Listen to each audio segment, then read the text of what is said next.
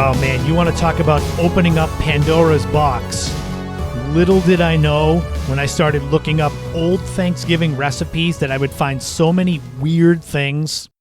I'll be honest, I was just curious about what people used to make for Thanksgiving 100 years ago, and I started finding all this stuff. Some of it's just weird, some of it's weird and gross, and some of it I'm mildly curious about what it would taste like. And what I'm going to do now is share them with you.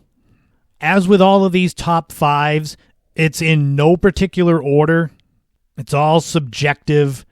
And of course, there's always honorable mentions to kind of get your mind going and whet your appetite for what's to come. With these honorable mentions, I'm not going to do too much describing of them. So if you want to look them up and make them yourself, you're going to have to do that on your own. So you ready? Hopefully you're not listening on an empty stomach. Honorable mentions for weird old Thanksgiving dishes include ambrosia, mashed parsnips and root veg, mincemeat pie, and frog eye salad.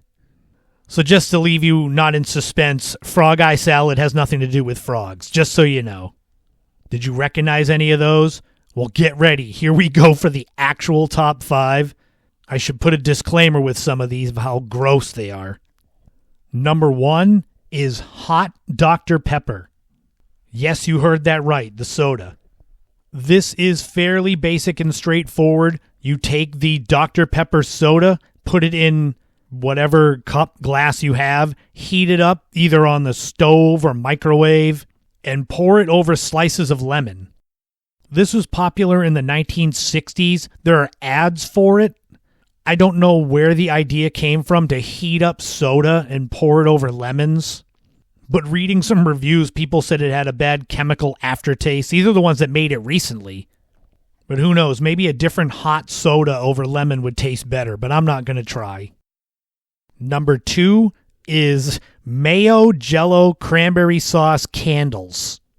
This was the first one that I saw that was so weird in the old photos. They legit look like candles with a wick and fire.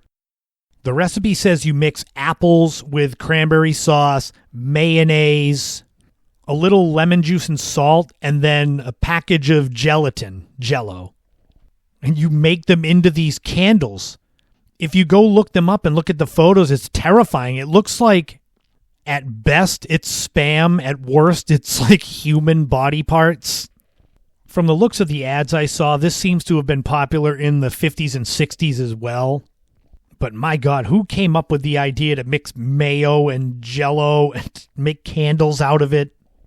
Number 3 is frozen jellied turkey vegetable salad. That's a mouthful, and you don't want a mouthful of it. This is kind of what you think it is, where you take your leftover turkey, kind of shred it, mix it with vegetables. I don't know if you add in gravy or mayonnaise, and then you mix it with gelatin and either freeze it or refrigerate it and then cut it up into squares. Because everybody knows that the best flavor of Jello is turkey and mayo or turkey and gravy. This, again, in ads I've seen, looks like something out of the 60s. I don't know what in the world they were thinking about Thanksgiving. Maybe they really didn't want families coming over to their house, so they made up the most disgusting ideas for recipes to hope that people wouldn't come back. Number 4 is cranberry fish souffle salad. Does that sound any more appetizing than the others? The joke here is there's no fish. One of the ads I saw, they made it shaped into a fish. But again, it's gelatin, it's cranberry sauce, it's mayo. This just doesn't look appealing to me, as I'm just not a big fan of mayo mixing with lemon and cranberry and salt. There was definitely an obsession with putting mayo in everything back in the 60s and 70s with the Thanksgiving ads and recipes I've seen. And I remember not being a fan of my Nana's green bean casserole. I'd eat 500 pounds of green bean casserole rather than any of these things on this countdown. But finally, we come to number 5 on the top 5 weird old Thanksgiving dishes. This is tomato soup cake. This recipe was started by Campbell's Soup in the 1920s. I guess looking for other ways to use their classic tomato soup.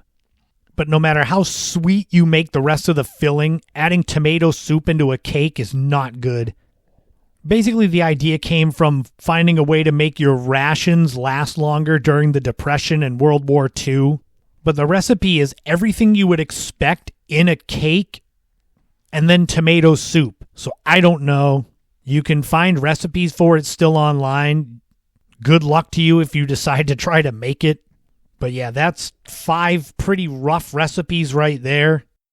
Have you heard of any of these, or have you made any of these on the top 5? Did you drink hot Dr. Pepper? Try those Mayo gelatin cranberry sauce candles? Have a piece of that jellied turkey vegetable salad, whether it was frozen or just refrigerated? Did you take a bite of that cranberry souffle salad? Or did you have a nice dessert with a slice of tomato soup cake? I can tell you I've had none, and I'm looking forward to a normal Thanksgiving, at least normal in my eyes.